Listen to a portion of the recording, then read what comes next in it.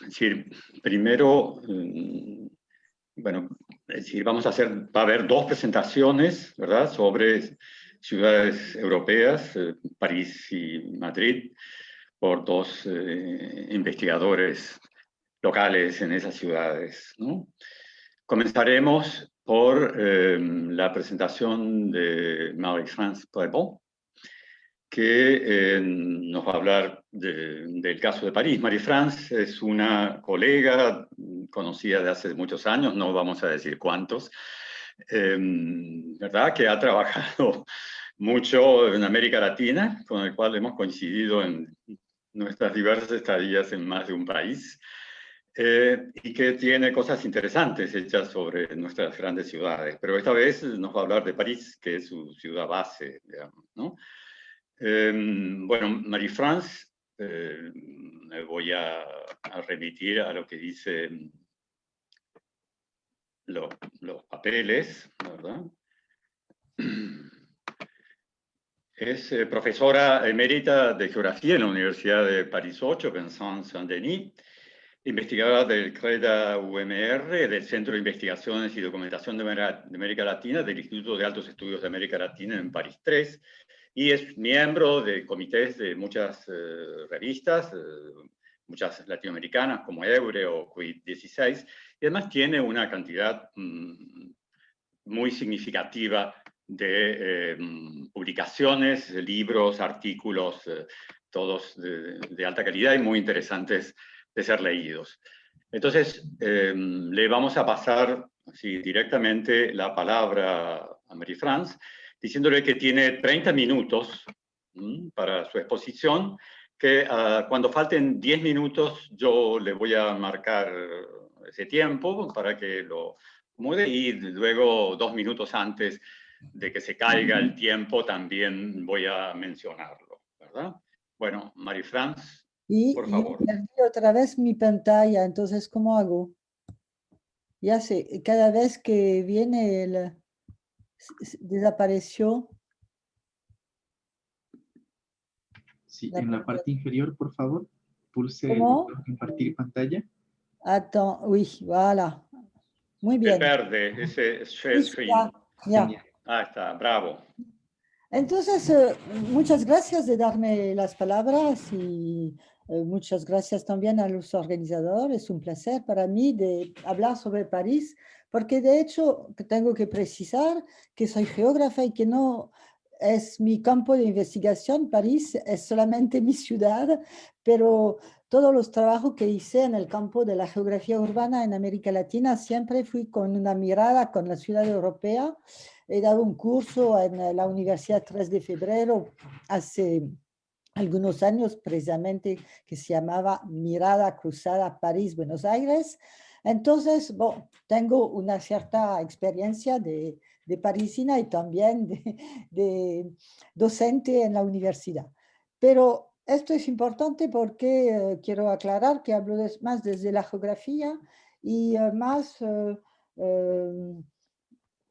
en esta mirada cruzada, vamos, que en este momento, por supuesto, no la voy a utilizar, pero siempre me inspiró algunas reflexiones. Entonces, el primer documento de presentación, digamos, ubica un poco, digamos, el periodo que, que voy a abarcar un poco, que es muy amplio, pero solamente para tratar de ver cómo la trayectoria de esta ciudad entre los años 60 y hoy están marcadas por algunas cosas muy específicas en comparación de otra ciudad europea, quizás, y algunas sí, y también de ciudad que he conocido. El Front de Seine representa la intervención del Estado de modo muy masivo en los años 60 en París con Paul Delouvrier. Con el Estado presente no existe, digamos, la población, no existe las aspiraciones, es el Estado que va a entrar haciendo grandes obras y lo vamos a caracterizar muy rápidamente. Y la otra fotografía es el edificio de la Fundación Louis Vuitton, que,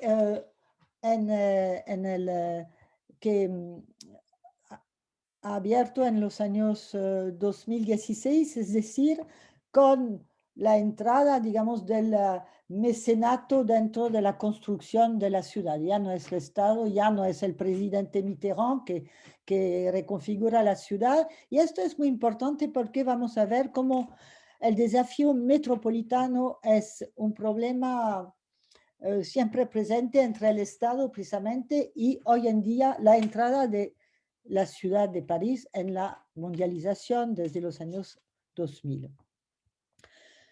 Esto voy a pasar muy rápidamente solo para decir que mi institución ahora está en el Gran Campus Condorcet, que es el campus de Ciencias Sociales de París y que concentra todas las instituciones de investigación de la metrópolis de París, que es se instaló casi al mismo tiempo que estalló el COVID, pero que es el ejemplo, digamos, de algunas operaciones importantes para descentralizar grandes equipamientos en la periferia. Rápidamente voy a tratar de dar una idea de qué es París, porque no sé si la gente, aparte otras cosas más como la Tour Eiffel, conocen.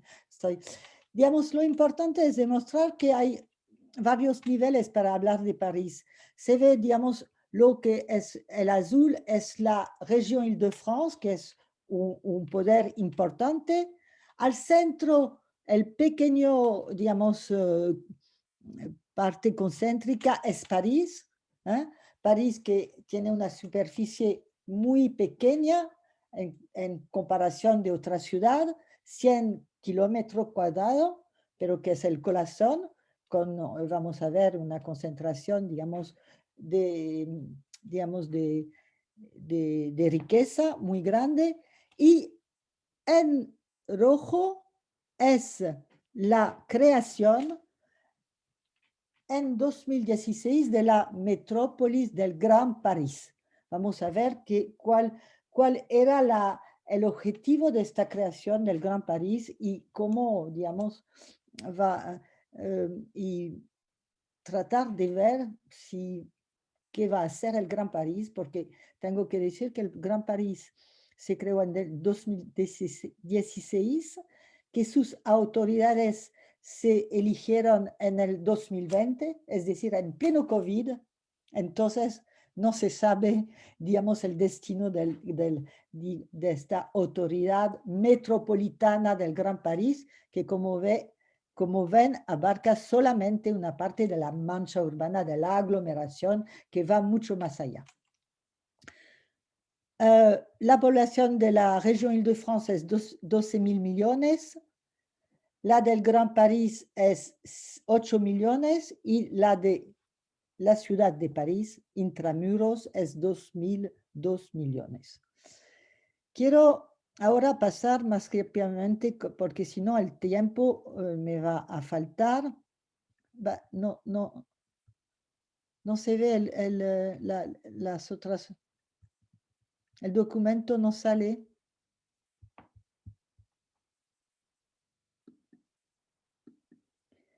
No sale el documento, sale solamente los dos primeros. Ya se acabó. Sí. No sé qué ¿Puedes pasó. subir nuevamente, por favor, toda la pantalla? Oui, mais j'ai l'impression que ça s'est bloqué, que le document, en fait, s'est chargé qu'en partie. Mientras, como lo estaba bajando, súbalo, por favor. Suba la presentación. Vaya a la parte superior.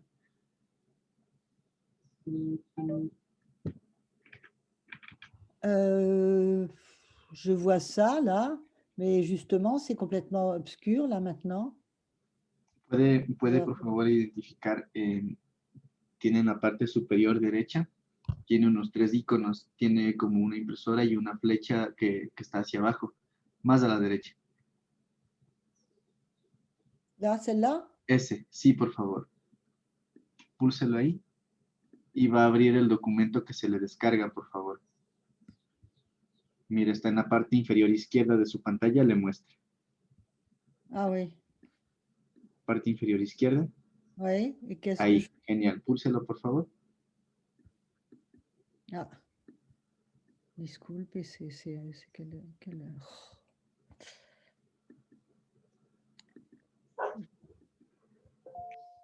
Bon, je ne sais pas quoi faire, no sé qué hacer.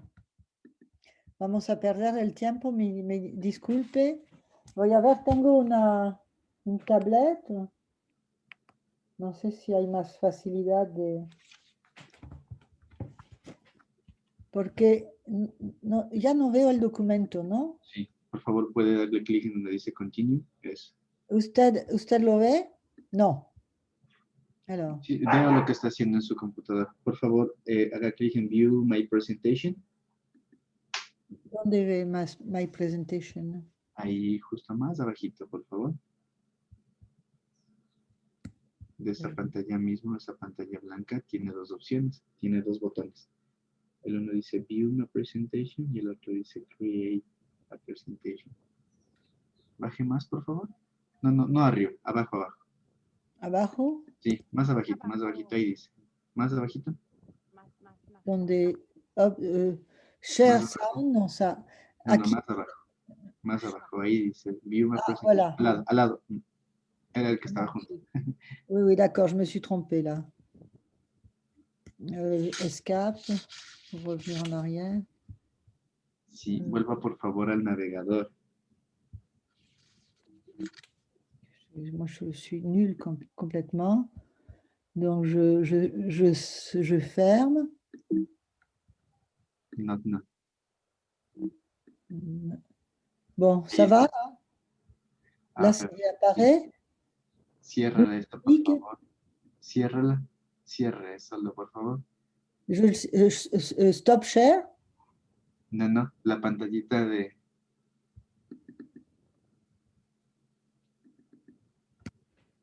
Alors, voilà, on le retrouve là. Ahí. ¿Qué hago? Double clic. Sí, vemos su presentación. Por favor, diríjase a la presentación en donde usted se quedó. Con las flechas de su teclado, por favor. ¿Dónde? Está escrito en negro, escrito double clic to edit, ¿no? No necesita editarlo, solamente pasar. Seleccione en la parte izquierda.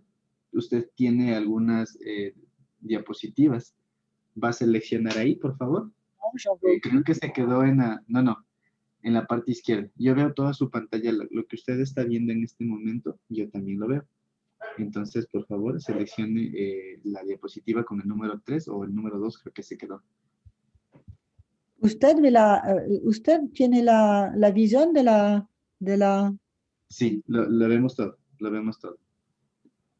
Bon, entonces me dicen, yo voy a seguir con mi tablet sin ver dónde están ustedes. Sí, no se preocupe. Usted está viendo igual lo mismo que yo veo. Yo no veo nada, ¿eh?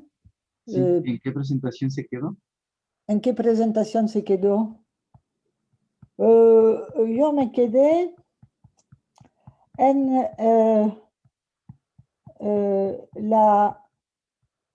digamos, la presentación de la metrópolis, poniendo, digamos, el énfasis sobre la dificultad de encontrar un nuevo perímetro que permite, digamos, de la discusión sobre la creación del Gran París para tratar, digamos, de... Sí, nosotros sí vemos su presentación, sí la veo.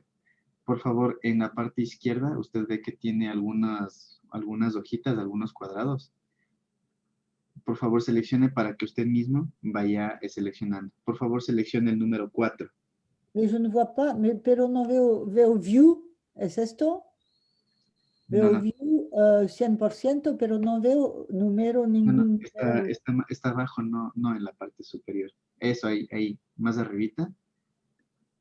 Je vois rien, no hay nada aquí. Su presentación está completa, ¿no es cierto? Está toda su presentación. Y en la parte izquierda tiene unas pequeñas hojas. Ah oui, d'accord, là je vois. Seleccione el número 4, por favor. ¿Esto? Misión control. ¿Es esto? Sí, no lo puedo visualizar. Ahora yo la veo aquí, voilà. Sí, La veo. ahí Ya. por favor. Seleccione Voilà. el número 4. Perfecto. Ya, y ahí vamos avanzando, por favor. Genial. Perfecto. Disculpe para hacer perder el tiempo a todos. Y entonces, la idea que voy a resumir muy rápidamente, porque es un poco, digamos, el propósito, porque hoy en día, precisamente, cuando empieza la pandemia, digamos, en el 2020, apenas se ha electo las autoridades de esta metrópolis, que vamos a ver, antes del virus estaba confrontada a una división, digamos, de fuerza de actores que cada quien tenía opción diferente sobre su visión y su modo de pensar la organización de la metrópolis. En un libro que ha escrito Christian Lefebvre, precisamente explica o analiza muy bien por qué París lo llamó una metrópole introuvable, es decir, inasequible, que no se puede encontrar, por varios, digamos, para su trayectoria, para su historia, para la herencia, digamos, y su geografía.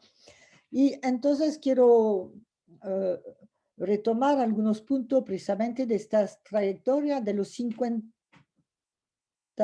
últimos años que marcó precisamente la configuración de esta metrópolis incansable, introuvable, vamos a decir.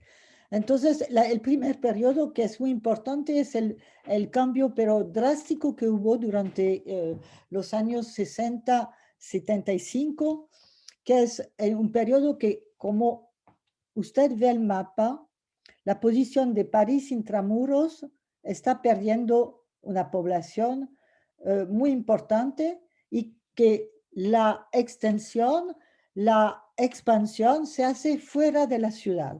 Y esto es importante porque París tiene un papel importante, por supuesto, en las fuerzas políticas, y digamos,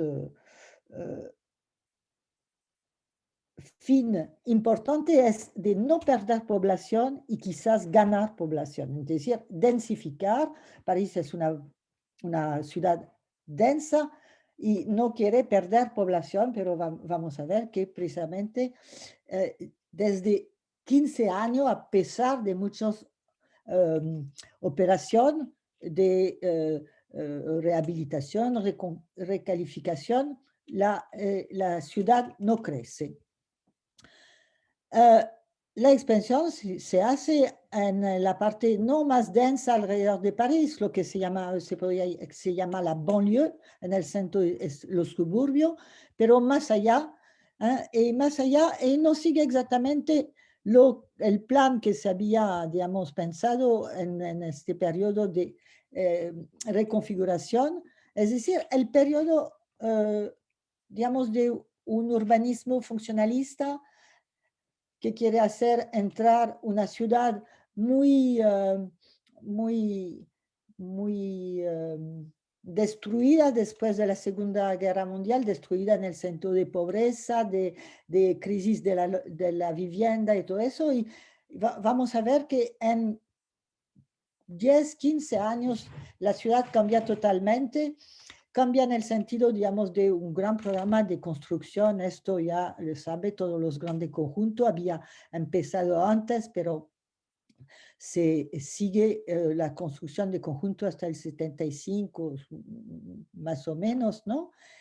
Y con un poder político fuerte del Estado, es el periodo de Gaulle, que dice poner orden en el desmadre. Y poner orden en el desmadre es decir, una gestión, digamos, de la ciudad totalmente desde el alto y muy, vamos a decir, tajante, con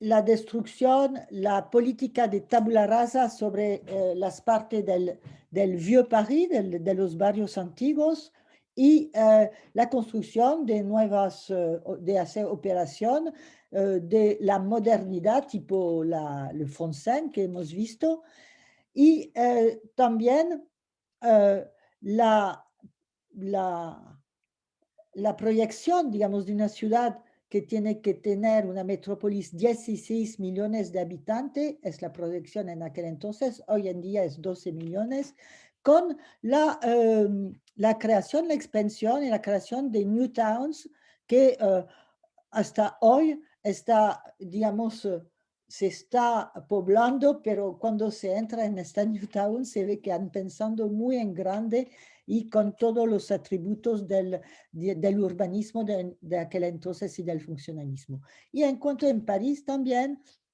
que es muy importante, es el papel, el papel de las vías rápidas, de adaptar la ciudad al coche, que es digamos, una estructuración que hasta hoy conforma, es un problema que se está discutiendo sobre la ciudad, con las vías rápidas sobre la orilla del Sena, por supuesto, pero esto vamos a ver que ya es una historia del pasado, pero el anillo periférico, que realmente es una barrera entre París y el resto de la metrópolis.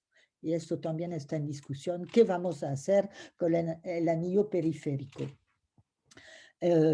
Sí, es un periodo donde digamos, la ciudad no tiene ningún poder político, no hay autoridad electa, se tiene que esperar el 77 para elegir el primero alcalde de París. Voy a pasar muy rápidamente porque ya hizo perder mucho tiempo sobre diapositiva que ilustraba la crisis de la vivienda, les bidonvilles y los grandes conjuntos en Saint-Denis. También operación muy así llamativa de este periodo de los conjuntos con grandes arquitectos y el Centro Pompidou que precisamente ilustra el desplazamiento de los grandes equipamientos de alimentación afuera de París, también del Central Business District, es decir, una ciudad totalmente travestida, vamos a decir, no sé cómo se puede decir. El segundo periodo es el periodo de los años 80, que es como, digamos, un contramodelo de la ciudad de los años antes. Es decir, que los poderes de la región y de la ciudad se va a afirmar, van a tener una cierta capacidad sobre sus territorios, en particular la ciudad, con las leyes de descentralización, pero la región, a pesar de esto, está siempre con un poder debilitado por los conflictos entre los poderes, el peso del Estado que queda importante hasta el 2005. El Estado controla el sistema de los transportes, va a derogar la competencia solamente en el 2005. Y también por mucho conflicto entre una ciudad que está muy fragmentada con sus comunes, sus departamentos y, digamos, también la presencia de muchas grandes empresas públicas o privadas que tienen su perímetro que corresponde a la región de Île-de-France y que de hecho son ellos que manejan, digamos, la gestión del territorio, sea los aeropuertos de París, sea los hospitales de la asistencia pública. Todo eso son poder económico muy fuerte, público-privado, que impide a la región que, de hecho, si bien hay una planeación que es, que es consultativa, digamos, sus poder queda bastante débil. París se afirma mucho más porque ya es la elección de intendente que van a pensar con alianza con el Estado que queda presente. Sabe muy bien que en los 80, digamos, la presencia del Estado a través de la figura de Mitterrand está muy, muy muy fuerte en la ciudad de París, deja su huella, ¿no? Pero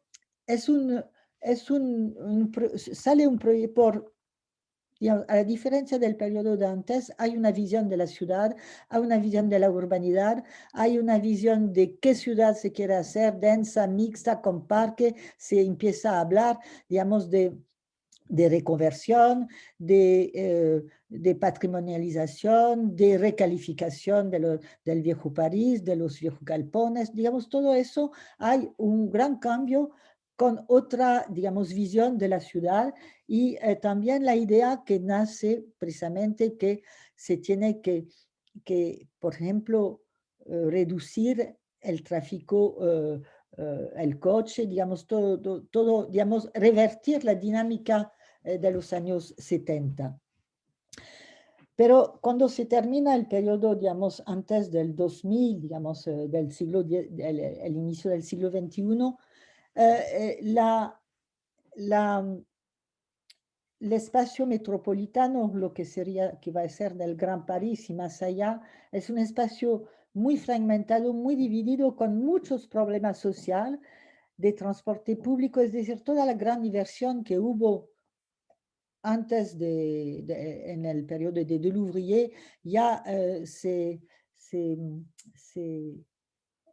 disminuyó fuertemente en producción de vivienda social, en los transportes, en inversión de transporte. Entonces, mucho problema de funcionamiento de la ciudad y en un momento en el cual, digamos, París entra realmente en el periodo de la mundialización. Entonces, hay realmente como una tensión muy fuerte en esta ciudad y es un poco en esta, digamos, dinámica que van a ser de grupo muy opuesto la idea de hacer un gran París. Entonces voy a pasar solamente, esto es ejemplo de recalificación, esto es la utilización de las playas ferroviarias para instalar todo equipamiento, y aquí se ve la biblioteca de Mitterrand, ¿no? Que está así de Perrault. Entonces los cambios pero voy a pasar al desafío metropolitano, porque esto es una idea que siempre dentro del ambiente de los urbanistas, ¿no? Cómo se puede hacer, es de los politólogos también, de los geógrafos menos, pero lo piensa también, qué perímetro se puede encontrar para para poder, digamos, enfrentar los problemas en periodo, digamos, de metropolización y de mundialización, con estructura o así todavía política y muy dominado, muy controlado por el Estado, con una tecnocracia, una clase política que, que,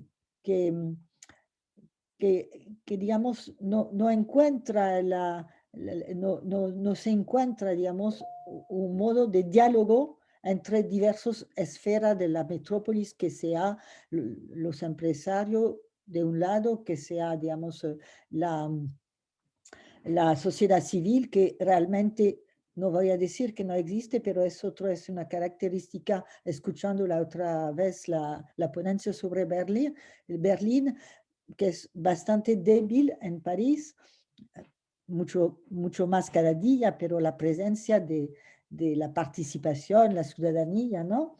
Y entonces, esta búsqueda, hay dos ejemplos, el Gross Berlin, por supuesto, pero el Greater London, que también siempre, ¿por qué no podemos hacer esto que permite activar, dar la ciudad más atractiva? Entonces, nace de dos polos, digamos, ideológicos. La derecha, voy a decir rápidamente, del Estado, que lanza un proyecto Grand Paris articulado sobre un sistema de metro metropolitano, que es el Grand Paris Express, que se está empezando apenas, que va a ampliar líneas de metro que van a ir en zona precisamente de la periferia bastante abandonada y vulnerable, y también que va a articular todos los clústeres, es decir, los polos de competitividad que lanzó el Estado en el 2004, polos de competitividad que son muy especializadas como SACLE, que va a ser la, la tecnología, la biotech, y después, por ejemplo, la Plaine Saint-Denis, que es los polos de creatividad, cine y todo eso.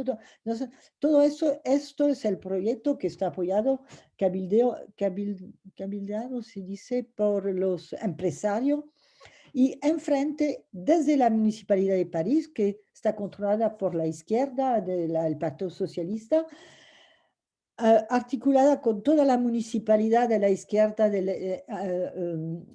excomunista, ¿no? que se aglutina para lanzar un proyecto que se llama Paris Métropole y que es más sobre cómo se puede construir un espacio más solidario con vivienda, con articular la política de vivienda, de transporte, de fiscalidad también local, que permitiría enfrentar el gran problema en estos años, es decir, una ciudad muy dinámica en economía, digamos bastante dinámica, pero en el mismo tiempo atravesado por muchos conflictos entre los territorios y en particular con, vamos a decir, para simplificar algunas partes de la ciudad que corresponde en particular a la zona del Sí, noreste de París. perdón, Mary France, bueno, te hemos dado un punto más, pero Ya, tendrías un poco menos de 10 minutos para terminar. me Y queda 10 minutos. compensamos así el tiempo anterior de mala gestión Gracias. técnica. Entonces es esta metrópolis del Gran París existe, pero todavía no ha empezado. Entonces esto llega en un momento en el cual, de hecho, los problemas que existen con la pandemia, esto es un poco digamos, como quisiera tratar el último punto, es la discusión que se va a reinicializar sobre la densidad en la ciudad, si las aspiraciones, el cambio que se puede pensar el urbanismo de mañana, y se ve muy bien que en París la cuestión de la densidad de una ciudad muy densa se va a discutir porque el primer confinamiento, 17% de la población de París salió de París, entonces hay todo un discurso, ¿no?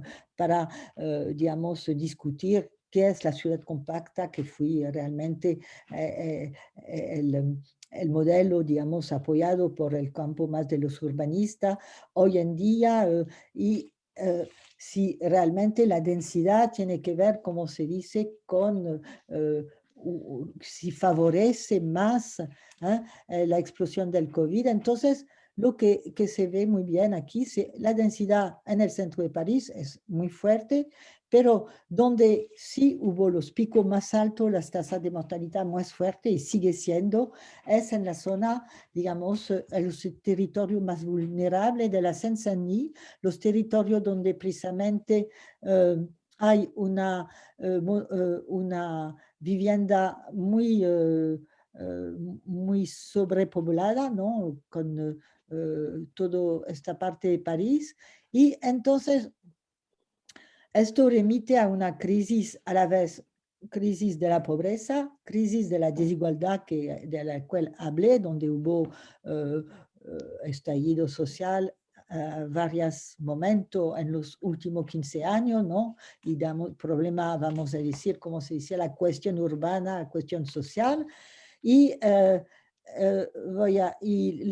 digamos, la oposición cada vez más fuerte entre París y esta parte de la ciudad, con una ciudad que conoce, a pesar de la muy débil dinámica de construcción de vivienda en la región de France, donde la crisis es la más fuerte, hay precio que aumenta y la especulación que está dentro de la ciudad de París, que cada vez más hace que es inalcanzable vivir en París para clase popular y también clase media. Aquí se ve los precios que llegan a París a la altura, digamos, de los más de 10.000 más o menos euros. Y también aquí se ve el mapa que parece el otro, es decir,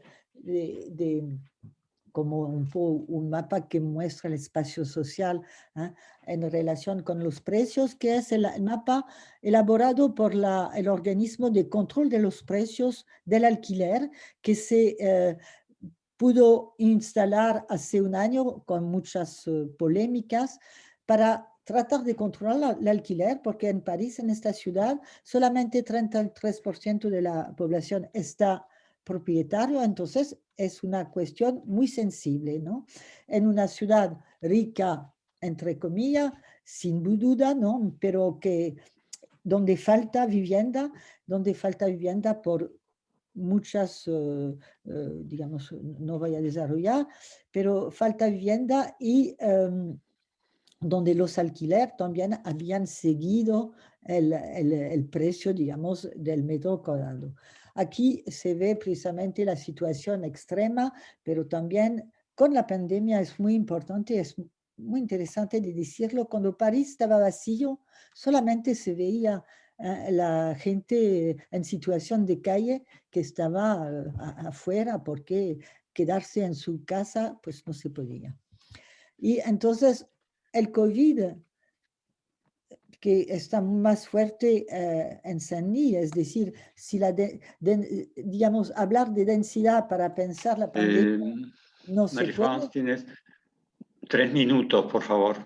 3 minutos. Entonces, quiere mostrar que lo que no agudizó, digamos, la pandemia es la desigualdad en nuestro territorio, y que en la otra cosa que quisiera abordar, porque también quizás, y lo va a abordar sin duda mi colega de Madrid, es, digamos, la reconquista del espacio público. La reconquista del espacio público que había empezado antes del COVID, pero que va a acelerar la dinámica con la reconquista de las orillas del Sena, con la reconquista de la calle, con la supresión de estacionamiento de coche para poner café y todo eso, con el desarrollo masivo de todos los modos de movilidad alternativa, patinete, y también una fotografía increíble es ahora la Rue de Rivoli, que está solamente para la circulación de bicicleta. Esto se pudo imponer, era en discusión con el COVID, y que ahora, que antes la bicicleta se decía que era para los burgueses de París, de los bobos, y ahora sale también en la periferia, es decir, como un elemento que está transformado totalmente una ciudad que quiere vivir a otro nivel y con la promoción desde la Municipalidad de París, de la ciudad de los 15 minutos, que imagino que usted conoce porque es, digamos, una cosa muy difundida ahora, la ville du quart d'heure, es decir, donde se puede vivir dentro de su barrio, de su vecindario,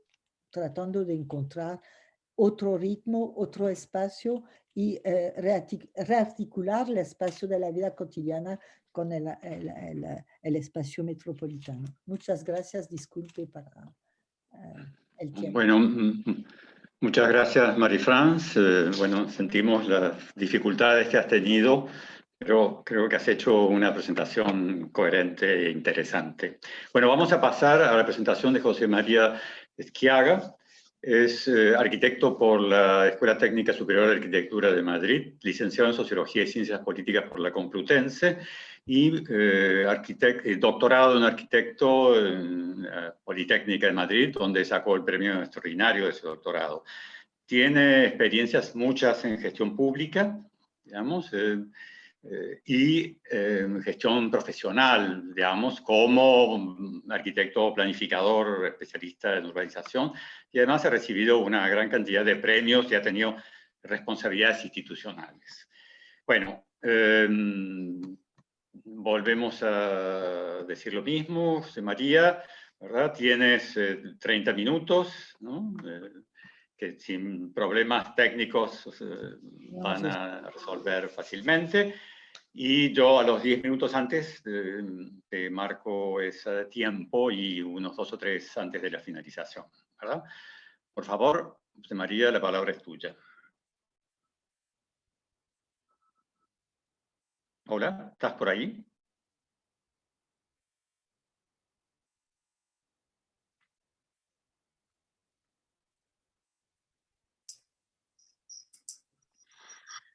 Muy bien. Hola. Sí, estamos aquí. Un momentito, ¿sí? Muy bien. Pues les voy a compartir la pantalla. Vamos a...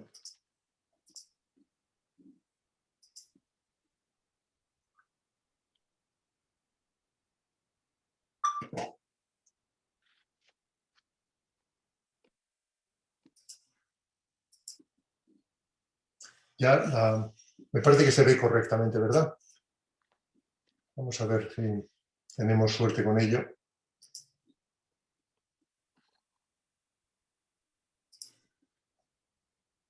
Muy bien. Pues no voy a tener el atrevimiento de intentar sintetizarles en este pequeño espacio los debates recientes sobre la ciudad de Madrid, ¿no? O realizar una síntesis, en fin, de los sitios históricos de la región de Madrid, tan brillante como la que ha realizado Marie-France, por el caso de París, ¿no? He preferido centrarme en un tema concreto en el que en realidad confluye, por así decir, una visión alternativa, en parte la visión pública y en parte una visión alternativa que de abajo arriba se está extendiendo por Madrid en los últimos tiempos, fundamentalmente replanteando algunos elementos que se consideraban estándar, ¿no? O que se consideraban establecidos de la manera de planificar y organizar la ciudad. En primer lugar, es casi obligado señalar que la pandemia y la experiencia dramática del confinamiento está teniendo en fin, está gravitando sobre las conciencias de todos nosotros, ¿no?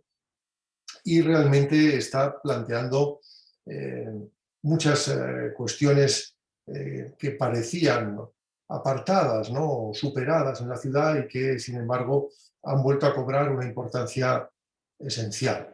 La más importante es el espacio público y de eso va a tratar la presentación. Acciones públicas y privadas, acciones desde la sociedad civil, acciones bottom-up y acciones desde el poder, ¿no?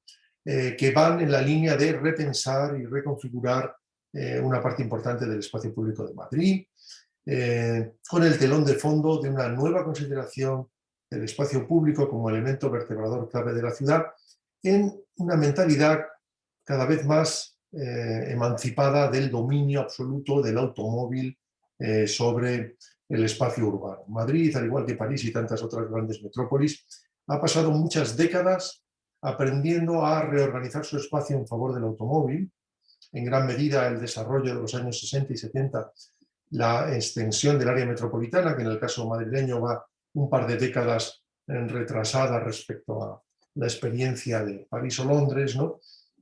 Se basó en el automóvil y la pandemia nos ha puesto de manifiesto que el espacio público tiene que tener otro sentido. Hay muchas otras lecciones que hemos aprendido. De hecho, el debate parisino de la ciudad de los 15 minutos se ha hecho muy vivo en España y de alguna manera ha puesto otra vez de manifiesto algo que durante los 80 estuvo muy presente. Los 80 en España fueron un poco distintos a los de París, porque son el momento de la recuperación de la democracia. En el año 75 se cierra la dictadura, en el año 79 es la nueva constitución, en el año 81 se producen nuevas elecciones, las primeras elecciones libres locales, y los planes urbanísticos y la reforma urbanística en general fue la expresión de la transición democrática, la primera expresión de soberanía popular, ¿no? Bueno, he empezado con esta imagen de la Gran Vía de Madrid en el momento del confinamiento, ¿no? Para mostrar que durante esta etapa ha sido pedagógicamente inmediato el hecho de que la ciudad estaba constituida en gran medida por asfalto, ¿no?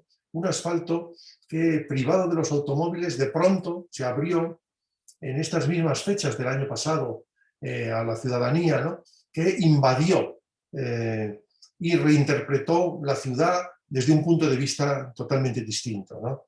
Desde el punto de vista del disfrute del paseo, desde el punto de vista de la distancia social, se empieza a universalizar la mascarilla, que hoy en día forma parte ya de nuestra vida cotidiana, y la calle se llena, ¿no? Estas son imágenes del confinamiento, cuando todavía no había mascarillas en el mercado en Madrid, ¿no? Y la gente paseaba manteniendo la distancia si podía, pero todavía sin la mascarilla, y se producían las primeras situaciones de conflicto y confinamiento, en la salida del confinamiento, entre los que utilizaban el espacio público para el paseo, las personas mayores, los niños, los deportistas, etc., ¿no? Voy a hablar fundamentalmente de este proceso de reaprendizaje a pensar una ciudad sin automóvil, una ciudad post-automóvil. Hemos dicho muchas veces que la ciudad post-COVID debiera ser una ciudad post-automóvil, debiera ser. No necesariamente lo tiene que ser. Esta es una tarea que nos toca en gran medida a nosotros poner en marcha, ¿no? Debiera ser una ciudad post-automóvil que fuera capaz de articular una nueva ciudadanía sobre esta base de reentender el espacio público como convivencia, entender la ciudad como fruto de experiencias, entender la ciudad también como fundamentalmente un mestizaje en todos los niveles y todos los ámbitos que queramos hablar. Un mestizaje en el ámbito de lo cultural, un mestizaje en el ámbito de lo social, un mestizaje en el ámbito de lo urbanístico, de los propios usos del suelo, de la propia utilización del espacio público, etc. ¿Y por qué digo esta palabra mestizaje? Porque ahora no lo es. Porque las normas sobre las cuales se está constituyendo nuestra ciudad, y en general las ciudades contemporáneas, son las bases de la segregación, la segmentación, la división, la separación. Separación de usos, establecidos canónicamente desde los planeamientos racionalistas, un tema que arrastramos desde hace un siglo prácticamente, ¿no? Y muy principalmente desde que se extiende el paradigma del urbanismo funcional en los años 40 y 50, hasta la segmentación social, donde, en fin, tiene un sentido particularmente dramático. Muy bien, Marie-France lo ha expresado perfectamente, de los procesos de gentrificación y relocalización y recolocación de una parte importante de la población parisina. Voy a hablar de un proyecto en el que realizamos hace algunos años, ¿no? En el Madrid Central. No es todo Madrid. Esta es la evolución de Madrid desde los años 50 hasta la actualidad. Madrid es principalmente una megaestructura, una superestructura viaria que coloniza un territorio muy extenso, de en torno a 7,3 millones de habitantes, ¿no? Subsidiarios de un centro direccional que cada vez es más policéntrico, pero que todavía en gran medida gravita sobre el ámbito central. Madrid no tuvo una política racional de organización de Ville Nouvelle. Realmente su entorno metropolitano es un crecimiento espontáneo sobre la base de ciudades existentes. Pero no voy a hablarles de todo este ámbito, sino me voy a centrar del total del municipio de Madrid, que son 3.200.000 habitantes. No ha subido de esta población desde los años 70, desde el 75, la gran crisis del petróleo del 73, significa el techo de población de Madrid y el declive demográfico de la ciudad. El centro de Madrid, que es el interior de lo que llamamos la almendra, por la forma que tiene, no tiene ningún otro concepto técnico, ¿no? El interior es el Madrid originario, el origen de la ciudad de Madrid, ¿no? Que en el año 40 tenía 1 millón de habitantes y casi 60 años después casi 70 años después, sigue teniendo en torno a 1 millón de habitantes. En el año 40, en un espacio en gran medida vacío, este entorno entre una serie de, en fin, de cursos de agua, ahora mismo convertidos en autopistas, ¿no? Está el casco antiguo de Madrid, que pueden ver con mi cursor, la ampliación, el ensanche de la ciudad de Madrid en cuadrícula, que se realiza a mediados del siglo XIX, y los barrios, la banlieue, los barrios periféricos que en torno a las principales carreteras de salida a Madrid se iban constituyendo espontáneamente. El Madrid actual es completamente lleno, aparece como una ciudad compacta, pero tiene el mismo número de habitantes que en aquel momento. En gran medida, esto es explicado por la presencia de las actividades terciarias, comerciales, dotacionales en el interior de Madrid, por el hecho de que, medio millón de automóviles desembarcan cada día en este interior de la Almendra Central, porque tienen, digamos, en el balance de tráfico, tiene un saldo positivo por la mayor oferta de empleo, de equipamientos públicos y comercio en esta zona. Este interior del centro de Madrid tiene una extensión un poco más pequeña que París central, casi es la de Manhattan, la isla de Manhattan, ¿no? Y desde luego es un poco mayor que la ciudad de Milán, pero digamos sería menor que el propio área metropolitana de Milán, o esto está dibujado a la misma escala o de Buenos Aires, ¿no? Es este ámbito que vemos aquí con el conjunto de proyectos que planteábamos. Sobre este ámbito formulamos hace tiempo, hace unos pocos años, un plan, una estrategia global alternativa al planeamiento convencional que se venía estableciendo, ¿no? Que mezclaba lo social, implementaba gobernanza, gestión de lo social y gestión espacial, ¿no? De tal manera que se planteaba al mismo tiempo cuestiones como naturalización de la ciudad, introducir el verde en el interior, o de potenciación cultural o de innovación en el ámbito tecnológico y social, o del reciclaje. Entonces hablaríamos por primera vez, ¿no?, de la economía circular, ¿no?, en el ámbito de la arquitectura, o principalmente una nueva ordenación urbana basada en un espacio público concebido sin el automóvil. Esta idea de la nueva ordenación urbana nos llevaba a plantear algo que luego es tan cercano a lo que se está planteando en París, una nueva célula urbana, al modo de las supermanzanas que empezaban a plantearse en Barcelona. De hecho, en este equipo trabajó, además de Juan Herreros, el arquitecto autor del Museo Munch de Barcelona, junto con quien les habla, Salvador Rueda, y algunos muy importantes arquitectos, tanto en el ámbito de la edificación como en el ámbito del urbanismo de Madrid, ¿no? La idea de la célula urbana es crear entornos liberados del automóvil de paso, donde se pudieran desarrollar actividades de todo tipo, empezando por las actividades más básicas que constituirían justamente esa filosofía de la ciudad de los 15 minutos, que no me da tiempo a hablar acá, pero que no deja de ser un revival, una recuperación de la idea de la neighborhood unit, la idea de la unidad vecinal, la idea de la célula básica, que desde Clarence Tate y Wright en New York en los años 20 del pasado siglo hasta el organicismo de los 50 no ha dejado nunca de estar presente en la doctrina urbanística. Bueno, lo más interesante de este punto es que la ciudad puede realmente tener pocas vías de circulación libre, de circulación de paso. La mayoría de las que aparecen ahí en verde pueden ser vías de residentes, vías limitadas a los habitantes, ¿no? En la situación actual, tomando un conjunto fácil de calcular, de una cuadrícula, ¿no?, de 12 manzanas, de aproximadamente 1 hectárea cada una, el 61% del espacio libre de este tipo de ámbitos es asfalto. En esta alternativa se invertirían los términos. El 27% sería el espacio perimetral, que es el de circulación tanto de transporte colectivo como de automóviles. El 73% fundamentalmente sería espacio peatonal.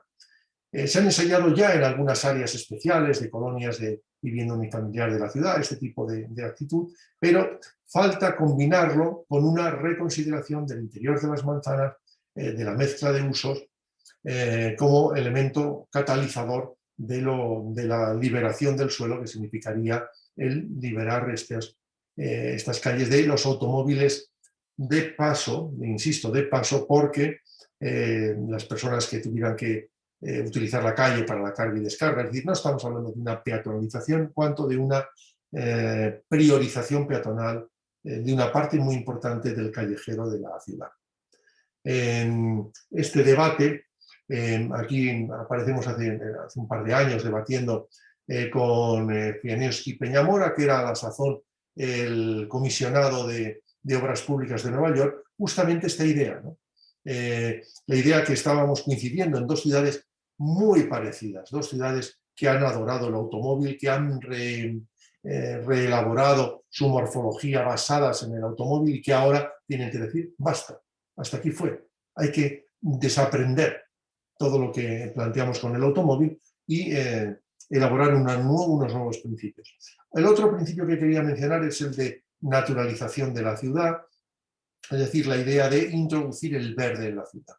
Introducir el verde desde los grandes sistemas metropolitanos de espacios naturales protegidos, a través del curso del río, que no es desgraciadamente un río en el sentido que pueda ser el Sena, es apenas, ¿no?, un curso de agua irregular, ¿no?, canalizado en los años 40, ¿no?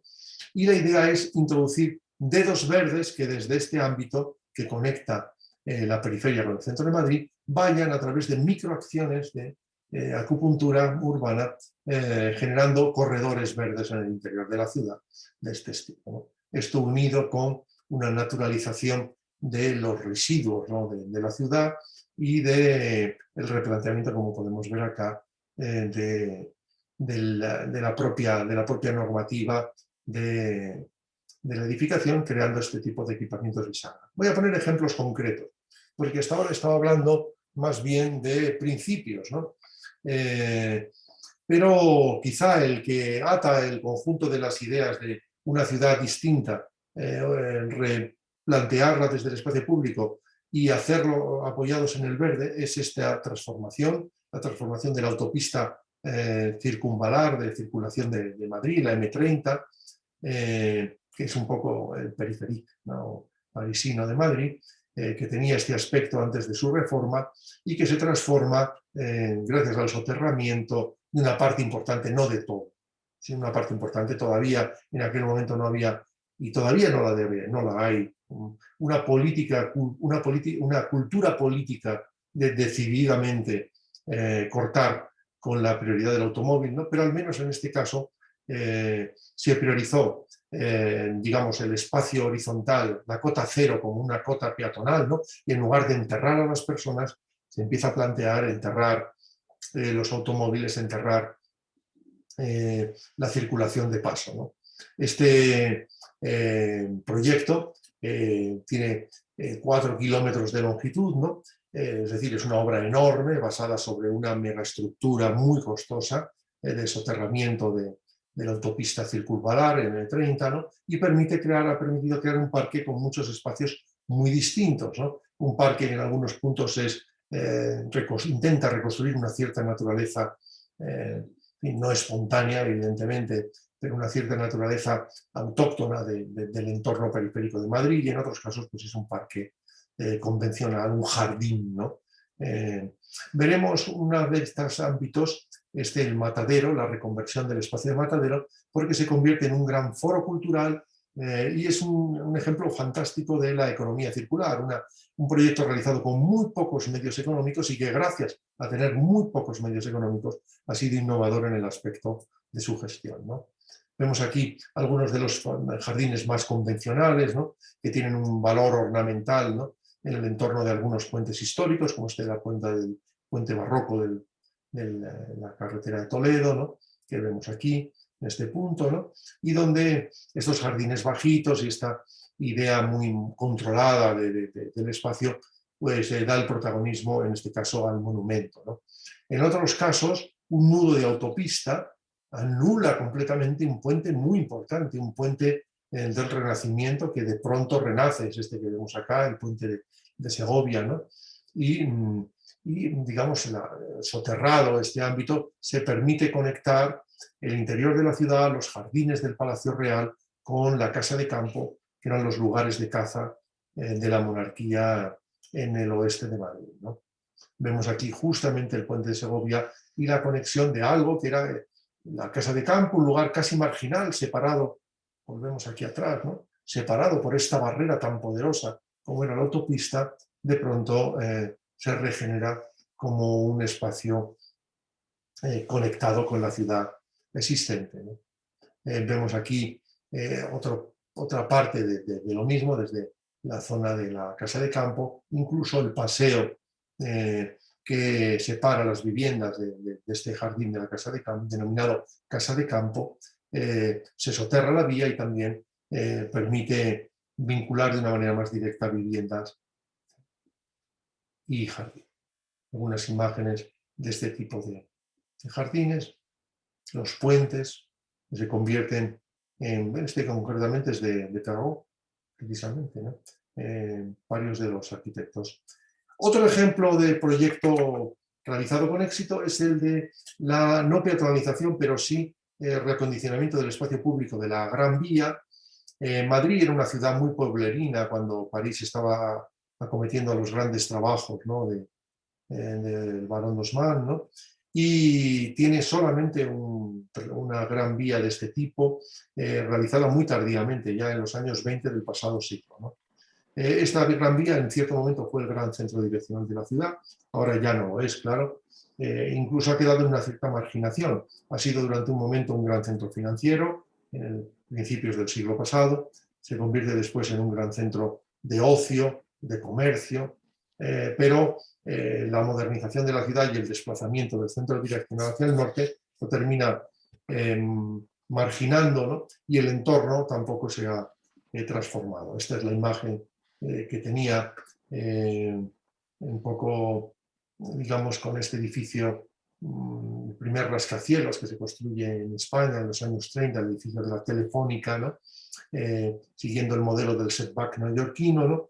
Y esta imagen, digamos, se intenta transformar en un espacio de dominancia, transporte público y tráfico de acceso a los comercios y residentes, ¿no? Eliminando, prohibiéndose el tráfico de paso a través de esta sección. Este es el cambio de sección que se propone. Perdón, José María, has consumido 20 minutos. Correcto, muchas gracias. O sea, tengo un cronómetro aquí de todas maneras para no salir demasiado del guión, ¿no? Bueno, este es un ejemplo interesante porque sobre la base de esta experiencia se constituyó el primer distrito en el interior de Madrid, denominado Madrid Central, donde se prohíbe el tráfico de paso de los no residentes, ¿no? Se lanza como una idea, aquí se puede ver también, el antes y el después de la vía, es una actuación modesta, pero operativa. Lo más importante es que no corta el tráfico totalmente, porque no puede eliminar los autobuses, los taxis, el tráfico de carga y descarga, pero sí cambia mucho la concepción. Otro espacio con una fisonomía parecida era la denominada Plaza de España, articulada en torno a la Gran Vía como un gran elemento de circulación de tráfico, una de los accesos de autopista desde el exterior del M30, y esta plaza había quedado como una isla rodeada de viarios con un tráfico muy pesado y altamente contaminada, ¿no?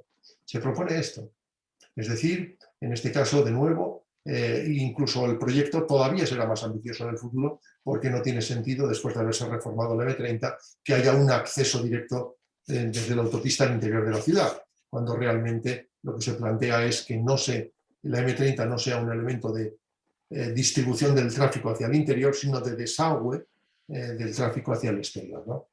Se realiza un concurso público con participación de la ciudadanía a través de la red, ¿no? Un experimento innovador en la ciudad en aquel momento, ¿no? Y el proyecto ganador desarrolla principalmente una filosofía bastante parecida a la del Río, en parte de los profesionales coinciden con los que participan junto con Wesseid en el Río, ¿no? Como Ginés Garrido o Carlos Rubio Carvajal. Vemos aquí el tipo de planteamiento. Esta es la misma zona, mi misma fotografía, ¿no? Lo que se está planteando en la plaza, que está en este momento en obras. Esto no puedo mostrar imágenes como en el caso de la Gran Vía de proyecto acabado, ¿no? En algunos casos las intervenciones son modestas, mantenimiento más o ordenación un poco de un espacio bastante abandonado, ¿no? Y otro proyecto de esta línea, solo muy parcialmente desarrollado, que es el que se plantea por Álvaro Siza Vieira, el arquitecto portugués, para remodelar el espacio público cercano al Museo del Prado, el Paseo del Prado, ¿no? Lo que plantea es fundamentalmente limitar el tráfico de paso, convirtiendo en peatonal, en este caso totalmente peatonal, el frente más cercano al Museo del Prado y arrinconar, por así decir, el tráfico de paso inevitable de autobuses y taxis, etcétera, en un lateral, ¿no? Aquí podemos ver lo que en realidad se está planteando cerca del Museo del Prado, es convertir y ganar espacio peatonal, incluso con posibilidades de algún medio eléctrico más compatible con el espacio peatonal que complemente ese transporte, o esto que vemos acá, ¿no? Gracias a que el tráfico, que no, ya digo, no ha desaparecido completamente, se situó. Este proyecto no fue realizado precisamente por la polémica que se produjo, no exactamente por la limitación del automóvil, sino por la afección al arbolado. Al peatonalizarse esta zona, con la que vemos aquí, al peatonalizarse esta zona, la que queda detrás sufre algunos trasplantes de árboles, ¿no? Que finalmente dio lugar a una gran polémica pública y el proyecto como tal está paralizado. Acabo ya en el tiempo que me queda, 5 minutos, para plantear otra dimensión de lo público que me interesa particularmente, que es, hemos hablado de redefinir o reinventar el espacio público sin la primacía del automóvil, incluso convertirlo eso en la palanca de una ciudad del mestizaje social, de usos, etc. La cultura en una ciudad como Madrid puede ser bastante interesante, una ciudad, insisto, dentro de ser realista respecto al papel que Madrid puede desempeñar en el contexto europeo e internacional, ¿no? Pero es una ciudad que tiene una dinámica social bastante viva, tiene la milla cultural en torno al Museo del Prado, donde se sitúa el Museo Reina Sofía con el Guernica, el Museo del Prado, que es la pinacoteca histórica de los Austrias y primeros Borbones, ¿no? Que es una de las pinacotecas, junto con el Hermitage de París o el Louvre, los más importantes del mundo, ¿no? Pero tiene también el Museo Thyssen, que alberga la colección del barón Thyssen, una colección privada que, en fin, en algunos aspectos poco tiene que envidiar al propio Museo del Prado, ¿no?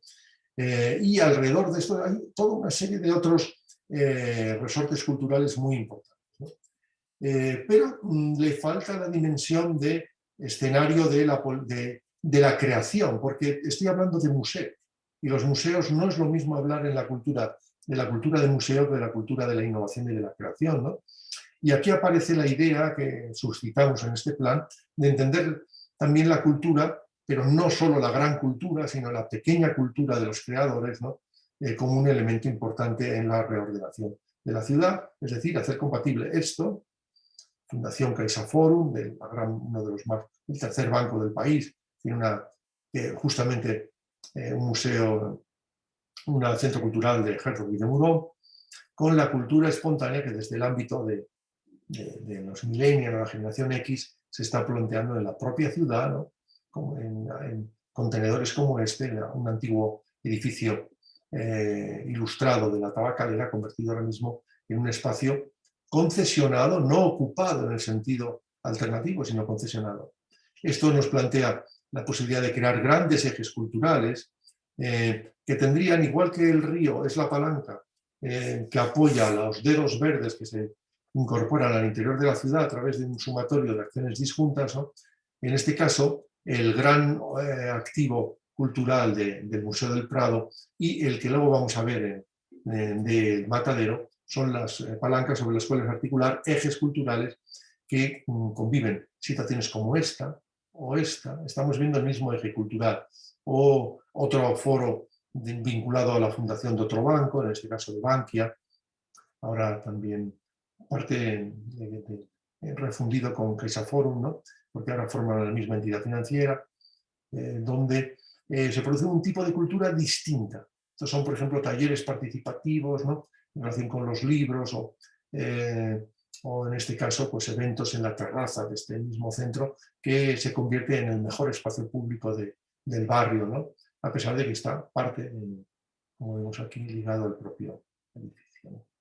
Finalmente, el matadero es un matadero neomudéjar de principios del siglo XX, está ahora mismo transformado en un enorme espacio público, al mismo tiempo que es un espacio arquitectónico, ¿no? Es un espacio que se reinventa en cada momento, ¿no? Estos grandes artilugios hechos por Andrés Jaque, un artista y arquitecto ahora mismo pues, afincado en Estados Unidos, muy interesante, ¿no?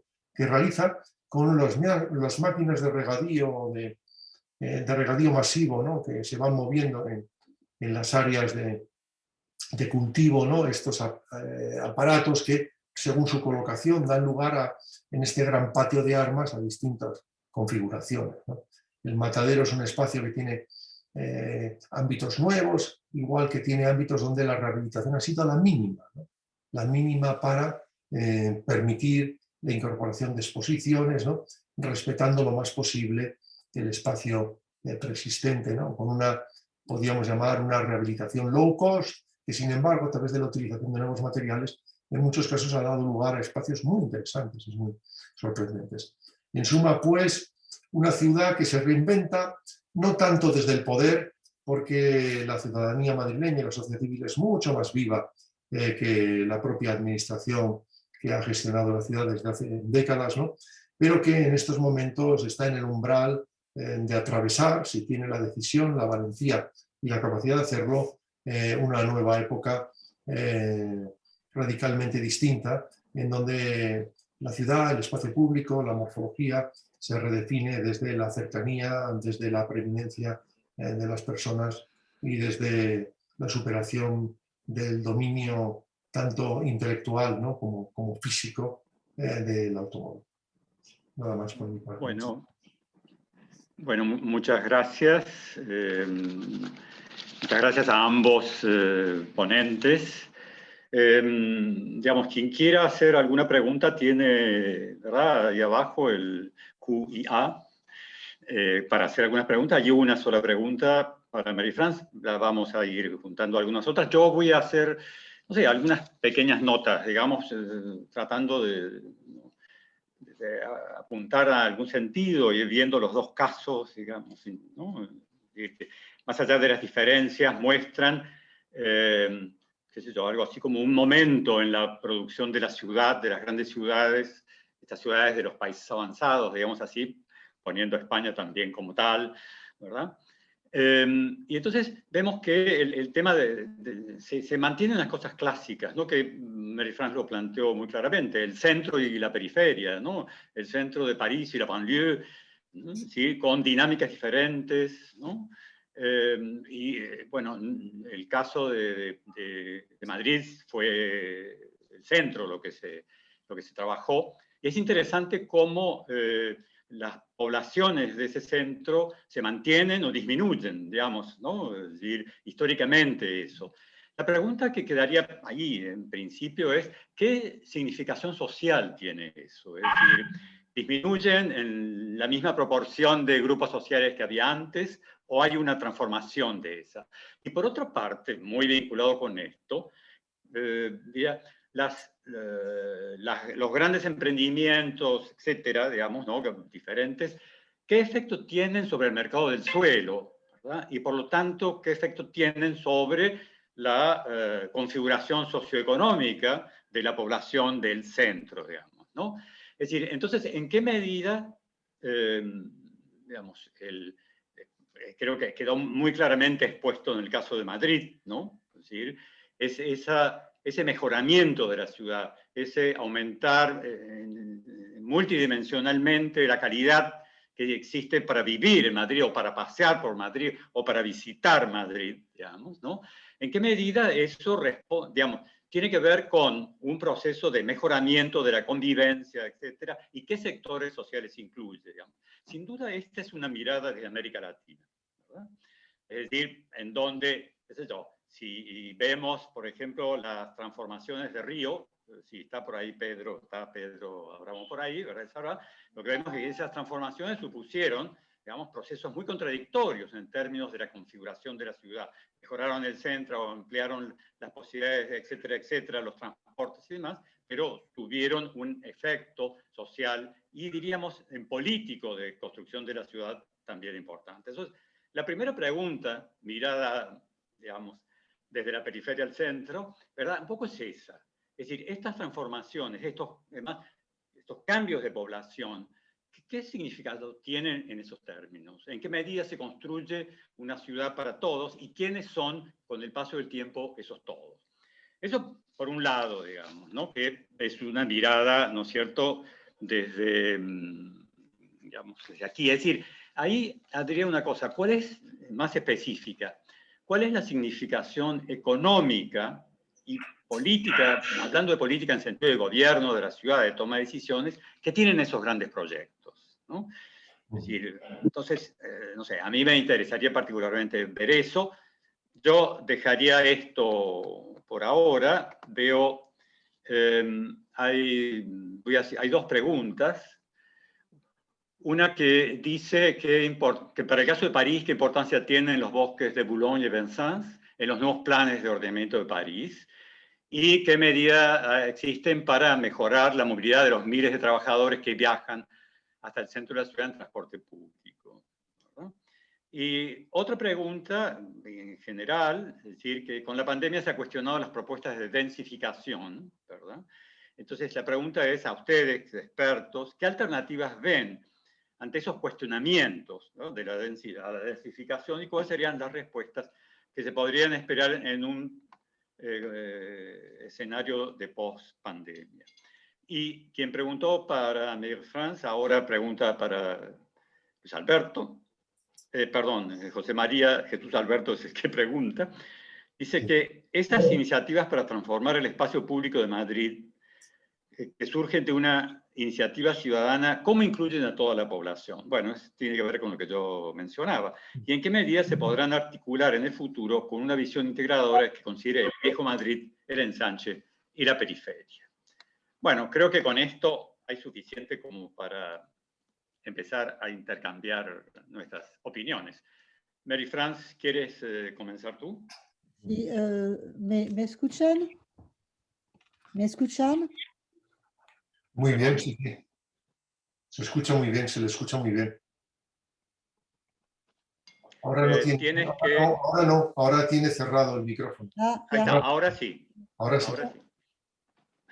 La simplificación, digamos, de la ponencia hace que, cierto que la periferia y el centro siempre es un problema, pero quiero decir que si bien se ve ahora los suburbios, los cambios, los procesos de metropolización y las grandes, digamos, la expulsión de gente de clase media en los suburbios, pero también programas de municipalidad que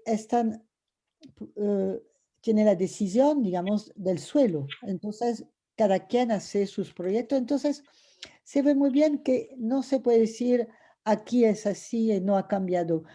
Hasta la Seine-Saint-Denis es un espacio mucho más complejo que antes. No es un espacio solamente popular o de pobre.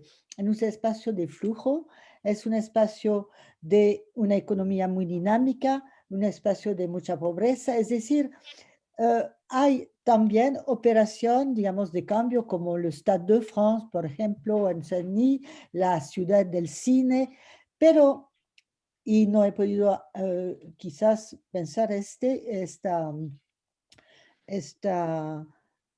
digamos, cosas importantes, digamos, que es el mercado de trabajo y la interdependencia. Se ve muy bien como si bien hay muchos cambios en esta periferia, todo está todo realmente como se ve en Aubervilliers, todavía hay territorios, vamos a decir, que se quedan con muchas sedimentación, digamos, de una historia de pobreza que hace que se tiene que matizar y una periferia mucho más diversa, mucho más heterogénea, pero con con nudos o espacio muy duro de pobreza y de problemas. La otra cosa que quisiera decir es que durante la pandemia la gente se dio cuenta de una cosa, en París sobre todo, que toda la gente que venía a trabajar cuando la ciudad estaba confinada, que se veía la gente pasear, como usted muestra, durante una hora, que lo que venían a limpiar, que lo que venían a como las enfermeras, digamos, todos los cleaners, como hay dentro de los libros de Zazen, venían de esta parte, y esto también fue una cosa que la gente tuvo que pensar, que estas partes de la ciudad es realmente el back office del funcionamiento de una ciudad como París. Es decir, entonces se veía muy bien, digamos, los cambios en París, y ¿quién lo hacían funcionar? Mucha gente que venía desde la periferia. Y iba a contestar a la cosa de transporte público. Precisamente uno de los problemas hoy en día es que el RER, que fue en los 70 un magnífico, digamos, sistema de transporte para ir del centro a la periferia, hoy funciona muy mal. Y entonces hay realmente una aspiración de la gente a que los transportes públicos para venir desde la periferia al centro se hace nueva inversión, y es sobre esto que el programa de la Grand Paris Express, que realmente es una cosa muy impulsada por los grandes grupos económicos, ¿no? Ha tenido éxito hasta en las zonas así periféricas de excomunistas, porque ellos esperan que haya un sistema de metro suburbano más eficiente para venir a trabajar y también transportar a la gente de un lugar a otro sin pasar por París, sin pasar por el sistema en estrella que va a Châtelet, que es un centro de dispatching, pero que haya transporte de banlieue a banlieue, que es muy importante. Creo que no voy, digamos, la densidad, pues quizás dejo a contestar sobre Madrid, porque bueno, ya los bosques de Boulogne y de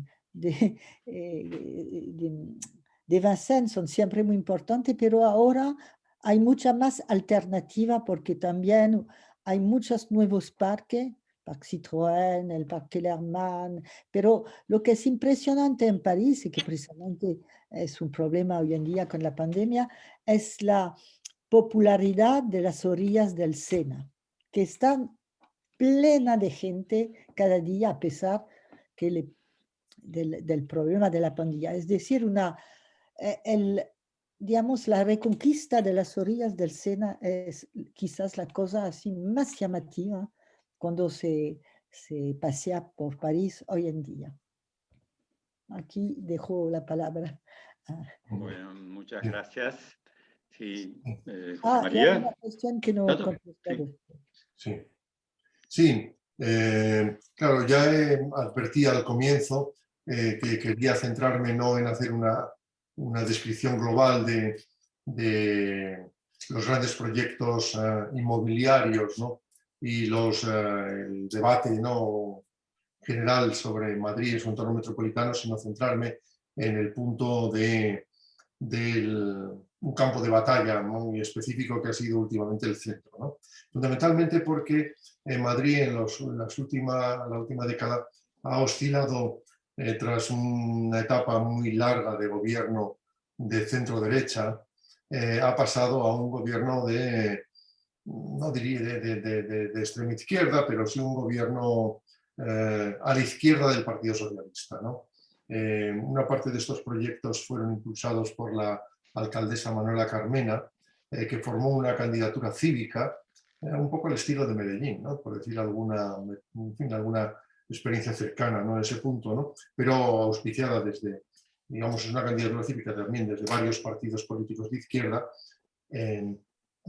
principalmente a la izquierda del propio Partido Socialista, que era hasta ese momento pues, el partido dominante dentro de esa gran coalición de izquierda, y con mayor o menor éxito ha lanzado algunas de las ideas, ¿no?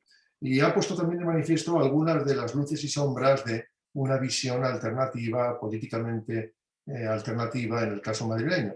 Las luces han sido fundamentalmente atreverse a abordar el problema del automóvil de una manera decidida, ¿no? Había un miedo escénico, cosa que en el ámbito europeo una derecha más conservadora no ha tenido mayor problema en otras metrópolis. Es decir, ha pasado en Roma, en Múnich, en Londres, incluso en el propio París, ¿no? De limitar con un poco más de decisión, ¿no? la prioridad y preeminencia del automóvil, ¿no? Eso en Madrid no se había producido anteriormente, ¿no? Y se han encadenado una serie de proyectos, tanto en periferia como en centro, fundamentalmente con el común denominador de intentar organizarse de abajo arriba, ¿no? A través de la participación vecinal, etc., ¿no? Las sombras, que este periodo se ha perdido la oportunidad de repensar globalmente la ciudad. Es decir, estos gobiernos bottom-up y esta iniciativa, en general gente muy joven, ¿no? Tiene una radical desconfianza genética respecto al urbanismo y al planeamiento, considerado un instrumento principalmente de normalización, ¿no? Un instrumento de, por no decir de dominio de clase, ¿no? En ese sentido, ¿no? Y no como en gran medida ha sido en los 80 el único instrumento que aquellos que no tienen poder de la propiedad o de la política o de la economía, ¿no? De defender los bienes públicos, ¿no? Y esto es un tema interesante para América Latina. ¿Cómo se pueden defender los bienes públicos racionalmente en un entorno espacial, ¿no? Y los bienes públicos, empezando por los grandes equipamientos y por los servicios, estoy pensando en la educación, estoy pensando en la salud, estoy pensando en todos los que tienen relación con el bienestar, ¿no? Y siguiendo por la vivienda, ¿no? Y, por ejemplo, durante esta etapa se ha hecho poco en vivienda, menos en replantear el modelo urbano global, que en el caso madrileño es muy segregado. Es muy segregado porque la distribución de rentas determina absolutamente la distribución espacial de la ciudad, ¿no? Y durante un tiempo importante, varias décadas desde los 80 a nuestros días, esto no necesariamente coincidía con una peor o más limitada provisión de bienes públicos. Yo mismo pasé gran parte de mi juventud como servidor público en esa etapa municipal de gobiernos de izquierda, y realmente nuestra obsesión era alcanzar en los barrios de menor renta el mismo estándar de oferta educativa, el mismo estándar de oferta de sanidad, de oferta de bienestar social, etcétera, que tenían los barrios de mayor renta. No teníamos mucha capacidad para hacer mucho más, pero eso sí se pudo hacer, y de hecho se hizo, lo cual prueba que se puede hacer perfectamente, que es posible, ¿no? Pero no basta una acción de lo que ahora llamamos ni siquiera acupuntura urbana, porque este concepto de Jaime Lerner a mí me parece interesante, me parece inspirador, ¿no? Sino un poco de esta idea del urbanismo táctico, ¿no? El urbanismo táctico, sin una visión estratégica, gana batallas, pero son pequeñas, no transforma socialmente la ciudad, ¿no? Por tanto, las sombras han sido que no ha quedado un proyecto de ciudad, ¿no? Y ahora ha revertido políticamente la situación otra vez, gobierna otra vez Madrid con una coalición de centro-derecha, ¿no? Y la ciudad sigue sin un proyecto alternativo, ¿no? Y se han frenado, no se han deshecho los avances de la etapa anterior, es interesante esto, ¿no? No se han consolidado, ¿no? Pero no se han dado avances sustanciales, por ejemplo, en la idea de la reconsideración de la nueva ordenación urbana que estábamos planteando, etc., ¿no? Es decir, que Madrid sigue siendo en lo esencial una ciudad muy segregada, donde el nivel de renta es el elemento esencial para entender la manera de vivir, las formas de vida y la organización de la ciudad, ¿no? Y si no hay una cultura de planeamiento y de provisión de bienes públicos, realmente hay muy pocos instrumentos a mano para corregir esta situación. Por tanto, no me hago ninguna ilusión de que realmente la periferia, ¿no? donde reside la mayor parte no solo de la inmigración, ¿no? sino también de las familias de menores ingresos, ¿no? nacidas en Madrid, ¿no? Se pueda regenerar a corto plazo, ¿no? Fundamentalmente porque por no existir, no existe ni propiamente un mercado inmobiliario, no existe ni siquiera la gentrificación que ha transformado el interior de la ciudad, ¿no?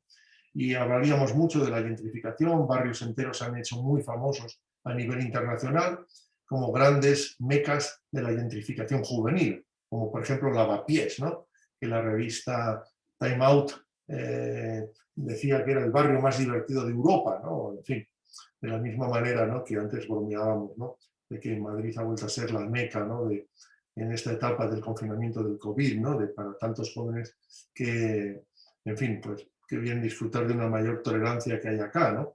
Pero los grandes problemas sociales siguen ahí latentes.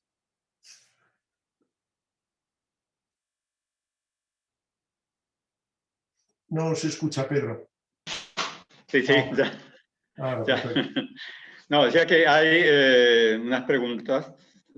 Una primera que es para ambos y que dice qué efectos han tenido estas transformaciones en París y Madrid respecto de los efectos segregadores previos. Tiene mucho que ver con lo que José María estaba mencionando recién.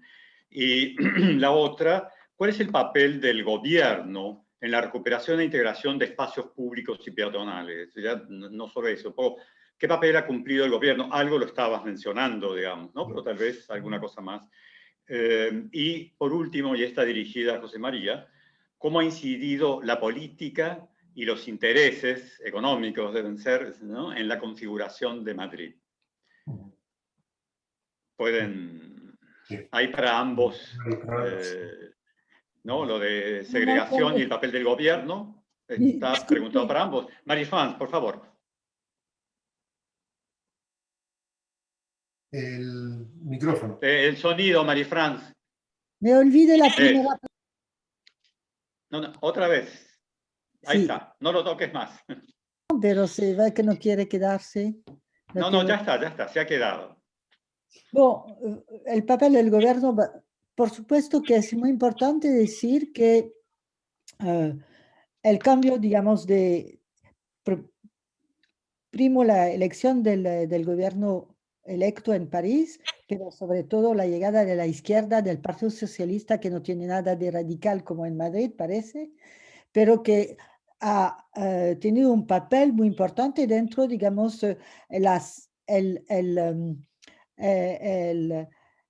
la difusión, digamos, de una urbanización muy diferente de lo que había antes, que era, vamos a decir, con las amenities, con los parques, con la mixidad, pero también también muy así difícil de ver que al mismo tiempo París, como es una ciudad turística con un turismo muy fuerte, hay siempre el deseo, hay una tensión de la política misma desde la izquierda, ¿no?, de atraer turistas. Entonces, podemos decir que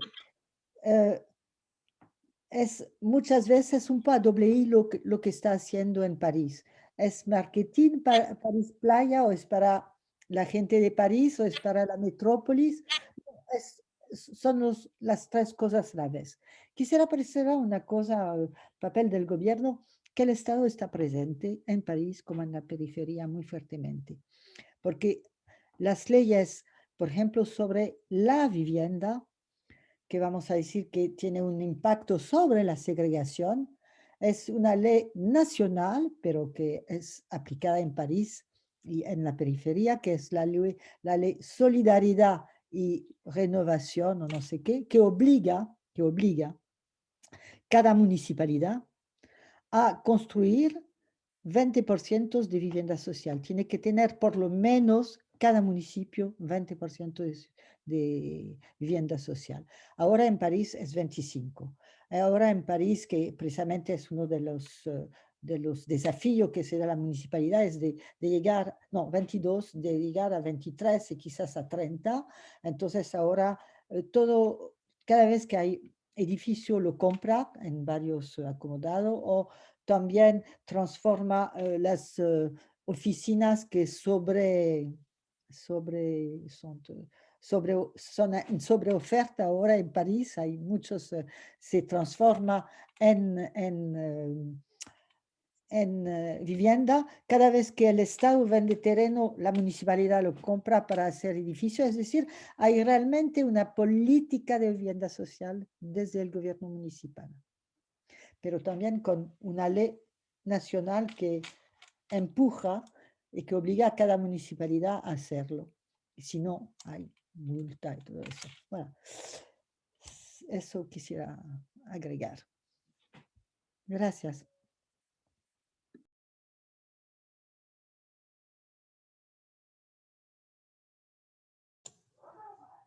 Pedro, por favor, si pueden habilitar el micrófono. Ahora no tengo... bueno, en parte lo he respondido, así que procuraré no alargarme de nuevo, ¿no? Pero la respuesta a la primera parte de la pregunta es facilísima. En gran medida es la inversión la que organiza la ciudad, la inversión privada es la que desarrolla el grueso, y cuando no hay una inversión pública poderosa que canalice esa inversión privada, o bien por lo menos la represente y la organice operativamente, pues la inversión privada hace lo que puede, pero en última instancia condiciona la ciudad. La inversión pública normalmente suele responder también al interés de la inversión privada, es decir, coloniza el territorio, fundamentalmente dotándolo de accesibilidad, ¿no? Que luego permite el desarrollo inmobiliario, el desarrollo ya digamos constructivo privado, ¿no? En el caso de Madrid eso está tan claro, por eso les empecé poniendo, aunque iba a tratar del centro, para que no me acusaran por omisión, ¿no? Esa imagen de la araña, ¿no? Realmente Madrid tiene en kilómetros por habitante el estándar de Ámsterdam o de Bruselas, ¿eh? Es decir, que de kilómetros de autopista por habitante, ¿no? Es decir, hay una sobredeterminación, y eso es lo que ha colonizado el territorio, y además es lo que ha apoyado el crecimiento disperso, es decir, las principales patologías, ¿no? Que ahora mismo tiene la ciudad, ¿no? De no haber tenido una red tan extensa y en realidad tan buena de comunicaciones, ¿no? Pues la ciudad se hubiera mantenido en su desarrollo metropolitano con un modelo más compacto también, ¿no? Basado en los núcleos existentes, ¿no? Pero es tan fácil llegar a cualquier lugar a 50, 100 kilómetros del entorno de Madrid, que realmente la extensión dispersa se ha convertido incluso en norma de la edificación de bajos ingresos. Incluso durante los 90, en una parte importante de la vivienda social también se hizo con viviendas unifamiliares. También, ¿no? Eso era nuevo, porque hasta entonces era siempre colectiva, ¿no? Entonces, eso por una parte. La otra idea de relación, el tema de centro-periferia no tiene el mismo sentido que en otras ciudades, en el caso de Madrid. En Madrid, el centro no es el principal lugar de los ricos. O sea, eso también es un tema que vale la pena recordar. Hay barrios dentro del centro del más alto nivel de renta, pero podemos decir que los niveles de la alta burguesía ha migrado a ciudades jardín en periferia, principalmente. Aunque una parte se mantiene en ámbitos, en apartamentos de gran superficie, en lugares muy buenos, ¿no? Y cada vez más, muchos de los que se fueron a periferia añoran las ventajas precisamente de la ciudad de los 15 minutos, es decir, de la cercanía, ¿no? Con lo cual hay una revalorización también, una re-gentrificación, ¿no? De barrios ya gentrificados, ¿no? Pero todavía una clase media muy, muy importante, sobre todo con familias con hijos, ¿no? Tiene como modelo de vivienda aspiracional la vivienda unifamiliar en periferia, ¿no? Sí puede ser, ¿no? Aunque la mayor oferta que tenemos de vivienda en Madrid es principalmente colectiva, ¿no? Entonces, el centro, esto me viene al cuento de explicar que actuar en el centro tiene un significado también de redistribución de renta, de bien público al conjunto de la ciudad, ¿no? Porque en los barrios periféricos de menor calidad, el centro, siempre hemos dicho que la Plaza Mayor de Madrid, esta de los Austrias, ¿no? tan icónica, ¿no? Era el centro excéntrico de la periferia sur de Madrid. Es decir, lo que antaño fue de cinturón rojo y que ahora pues se queda en rosas, ¿no? pero esas ciudades dormitorio, esa periferia más dura, siempre encontró en el centro de la ciudad su imagen y el espacio público que de alguna manera les era negado cerca de casa, sobre todo en la idea del espacio público emblemático, en el que uno pasea con esa sensación también de descubrimiento de turista, porque en los últimos tiempos el estándar de zonas verdes y de espacios deportivos en la periferia metropolitana es incluso más alto que en el centro de Madrid, ¿no? Pero esa idea de que el centro tiene esa instancia no solo de ámbito del poder económico, sino también de espejo de la ciudadanía, del conjunto metropolitano, y que sobre todo unas áreas del centro más antiguo, ¿no? En torno a la Plaza Mayor, el centro más turístico, es en parte, en gran medida también, el centro patrimonio del conjunto de los madrileños de menor renta, ¿no? Podemos decirlo y se expresa muy fácil, ¿no? Para una persona de esa periferia metropolitana sur, que vive en un apartamento pequeño, en una zona, en fin, muy anodina, ¿no? Como mínimo, sin ningún atractivo, el centro de Madrid es un poco el corazón de su casa y además es parte de su identidad, ¿no? Para una burguesía de mayor nivel de renta, el country club hace innecesario pasear por la Plaza Mayor, ¿no? Es decir, el estilo de vida es radicalmente distinto. Por eso actuar en el centro tiene también una lógica dentro de la perspectiva de bienes públicos. Sí, bueno, me resulta muy interesante que plantees esto, porque, claro, Madrid tiene una heterogeneidad social muy particular, digamos, ¿no? O sea, el centro, como estás diciendo, ¿no? Es decir, cosa que los sectores realmente de clase media alta, clase alta, se fueron del centro, como ha pasado en las grandes ciudades de América Latina, siguiendo el modelo anglosajón, ¿no es cierto?, de suburbanización, ¿verdad? Eso sí. En eso de acuerdo, es interesante cómo lo planteas. Ahora, una pregunta más concreta. ¿En qué medida, porque estos proyectos nuevos deben tener un impacto sobre el valor del suelo, ¿verdad? Sí. Veamos, ¿cómo se trabaja eso? ¿Cómo se ha tenido en cuenta? ¿Hay algunas normas? ¿Cómo se controla? Etcétera. Mal, porque en todos los proyectos, yo llevo desde la época que trabajaba en el municipio de Madrid, realizando proyectos que advertíamos que gentrificarían, es decir, toda mejora en un entorno de mercado produce gentrificación, y la única receta a la gentrificación es acción pública. No se me ocurre otra. Por ejemplo, antes de que se realicen las mejoras, se pueden adquirir inmuebles en mala calidad, realizar rehabilitaciones públicas y devolverlos al mercado en forma de alquileres políticos, ¿no? Subvencionados, ¿no?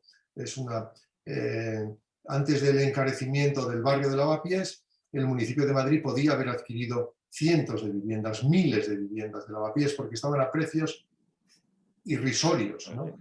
Pero se produce la gentrificación, ahora no se puede, no habría dinero para realizar esta acción. Y ahí el gran debate ahora mismo en España es cuál es el elemento más eficaz para controlar los precios, ¿no? Yo preguntaría, porque está de toda actualidad, Marie-France, si ha sido eficaz el sistema de poner límites a los precios de alquiler, ¿no? En el caso parisino, ¿no? Ahora mismo en España hay un debate político muy fuerte en la propia izquierda si el mejor método es poner un límite, precios fijos, ¿no? O estímulos fiscales, ¿no? Para la bajada de precios, ¿no? En definitiva, que al propietario le convenga, haciendo un cálculo fiscal, bajar los precios porque termine significando un ahorro real fiscal, ¿no? En términos absolutos, ¿no? O sencillamente por la prohibición compulsiva de subir de un cierto precio, ¿no?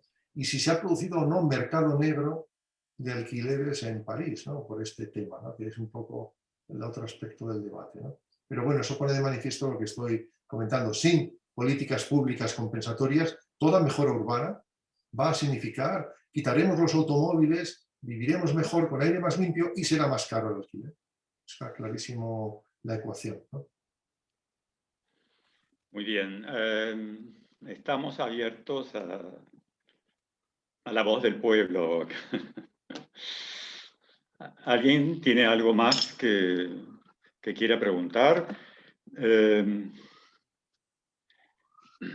Bueno, Alguien plantea una pregunta de cómo se están mejorando las condiciones de movilidad para los sectores con condiciones diferentes de movilidad, digamos, ¿no? Las llamadas antes discapacidades. Voy a contestar porque desde hace 10 años en París, quizás en otra parte, ¿no? Que era una ciudad muy difícil para la gente discapacitada, ¿no? Se hace un esfuerzo muy grande para modificar, pero digamos, todavía, ¿no? Es como la transición ecológica, que es un horizonte, ¿no? Eh, se, se tiene por ejemplo, hay muchos edificios todavía que son muy viejos, que necesitaría, digamos, cambio difícil. Entonces, avanza con normas muy estrictas, pero todavía queda un problema. Por ejemplo, en el metro, para decir algo, ¿no? Hay muchas estaciones donde la gente discapacitada no puede ir, porque no hay elevador, hay escalera y escalera y escalera. Entonces, que no es el caso del autobús, ahora que todos tienen el sistema de plataforma que permite utilizar. Entonces, toda el horizonte está aquí, pero después es como la transición energética en París, que va a ser un problema muy grande y que va a obligar precisamente la gente que alquila vivienda en el 2025, 27, no sé, que tiene que alquilar algo que está totalmente a las normas de la transición energética, que no puede rentar un departamento con deficiencia energética que consume demasiado electricidad y todo eso. Y esto también va a ser un gran problema para los propietarios, porque realmente hay muchos alquiler que se hacen, digamos, en condición muy así crítica, digamos. Precisamente es un mercado importante en París. Bueno, muchas gracias, María France. No sé, José María, si quieres decir algo. Sonido. Sí, disculpa, sí. No, creo que me he alargado un poco en las últimas. Si hay todavía tiempo para alguna pregunta, yo creo que es mejor dar más paso al público.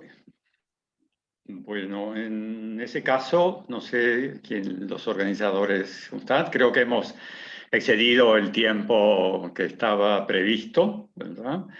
Bueno, yo de mi parte termino agradeciendo a los dos ponentes. Han sido interesantes las presentaciones, ¿no? Por lo menos, digamos, hemos logrado un intercambio que nos ha resultado interesante a quienes hemos escuchado y participado, ¿verdad? Muchas gracias y paso la voz a alguien, bueno, a Valeria. Muchas Muchísimas gracias. gracias, Pedro. No sé si los organizadores tienen algo que mencionar adicionalmente, sino para pues, proceder a los anuncios de los próximos eventos. Muy bien. Bueno, creo que entonces podemos invitarles cordialmente a la siguiente sesión de Ciudades 2021. Sería la 10ª sesión. Estaremos hablando de ciudades como Chicago y San Francisco con John Betancourt y James Holston. El día 30 de marzo sería martes a las 16 horas de Ecuador y pues en el mismo espacio les haremos llegar todas las invitaciones vía mail. También tenemos el taller seguimos con las sesiones de taller de constitucionalismo urbano, la ciudad en los procesos constituyentes. Tenemos la sesión del 25 de marzo con Clara Salazar, Luciano Pugliese y Joen Klink. Y el 26 de marzo estará Clara Brugada y Freddy Simbaña. También queremos volverles a invitar a que participen de nuestro curso de formación continua, que ya está promocionándose activamente en las redes. El curso es de Ciudad, Género y Espacio Doméstico, y tenemos grandes conferencistas, entre ellos Teresa Caldeira, Dolores Comas, Ana Falú, Eficia Bonarzó, Taina de Paula, Olga Segovia, Gustavo Riofrío, Fernando Carrión, y también talleristas como Laura Sarmiento, Pedro Abramo, Patricia Ramírez, Valeria Reynoso y también Fernando Carrión y Vera Hassan. Están cordialmente invitados. Estamos con promociones de descuento y vamos a otorgar libros para estimular las inscripciones. Bueno, yo cierro este espacio agradeciendo muchísimo a Marifrance, a Pedro y a José María, y obviamente a los organizadores, Marcelo Corti, Patricia Ramírez, Pedro Abramo, Fernando Carrión.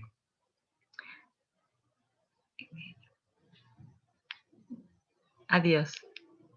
Muchísimas gracias. Adiós. Bueno, buenas noches. Buenas noches a todos, hasta muy pronto. Hasta luego. Buenas noches y hasta la próxima. Adiós, adiós. Muchísimas gracias.